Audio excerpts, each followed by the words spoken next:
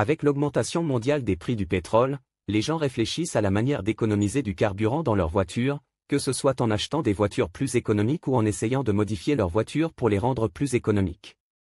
Comme les voitures électriques ne sont pas encore largement disponibles, nous continuerons à payer pour l'essence. Économiser du carburant ne consiste pas à marcher derrière un camion pour résister à l'air et à économiser quelques dollars, ni à rendre votre voiture déraisonnablement plus légère, ou rasage chauve pour la douceur.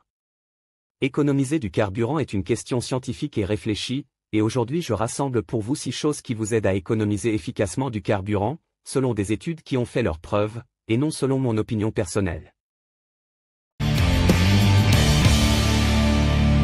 La chose la plus importante qui permet d'économiser du carburant est la façon dont vous conduisez et améliorez vos habitudes. Je veux dire, si vous faites partie de ceux qui appuient sur la pédale d'accélérateur comme s'il s'agissait d'un interrupteur électrique ou qui poussent jusqu'au bout, ou qui lèvent complètement la jambe, c'est l'une des choses qui consomme le plus de carburant. Il devient vert, vous appuyez rapidement sur l'accélérateur, puis d'abord lorsque vous atteignez le deuxième signal, vous levez le pied de l'accélérateur et appuyez sur les freins, cela dépensera beaucoup de carburant et à vide.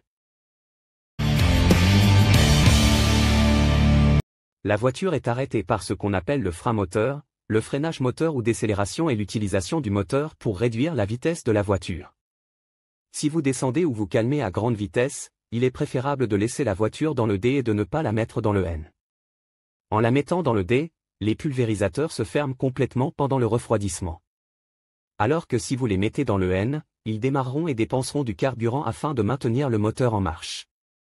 Une deuxième chose qui n'a rien à voir avec l'essence, si vous laissez la voiture en frein D.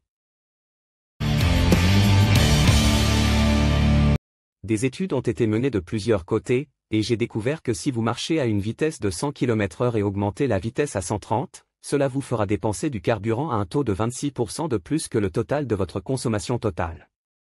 Voyage.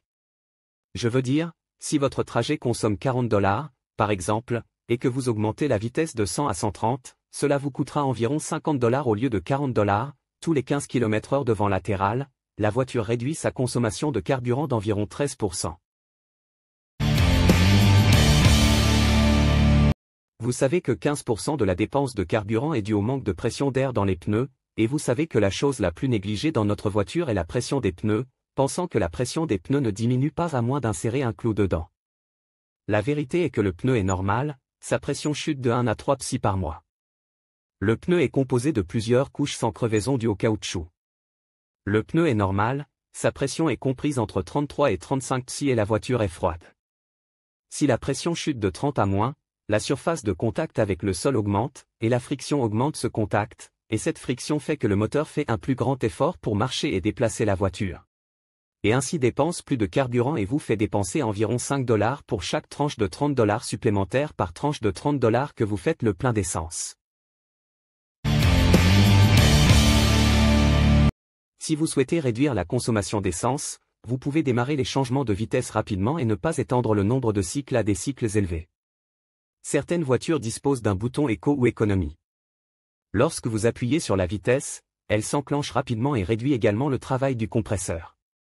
Une transmission rapide ralentit les cycles du moteur et réduit la consommation de carburant plus il est silencieux, et les régimes du moteur sont plus silencieux, donc l'ordinateur ne pompe pas plus de carburant que sa taille, d'où les économies. Mettez la bonne essence pour votre voiture et mettez un indice d'octane plus élevé dans votre voiture. C'est inutile et c'est un gaspillage d'argent. Si votre voiture prend 91, par exemple, et y met 95, la voiture ne fonctionnera pas plus longtemps, plus fort ou mieux. Certes, il n'y a pas de mal, mais cela affectera votre poche en dépensant des sommes inutiles. C'est la substance ajoutée à l'essence pour que le carburant ne s'enflamme pas avant la bougie d'allumage et ne provoque pas de crépitement et de cognement.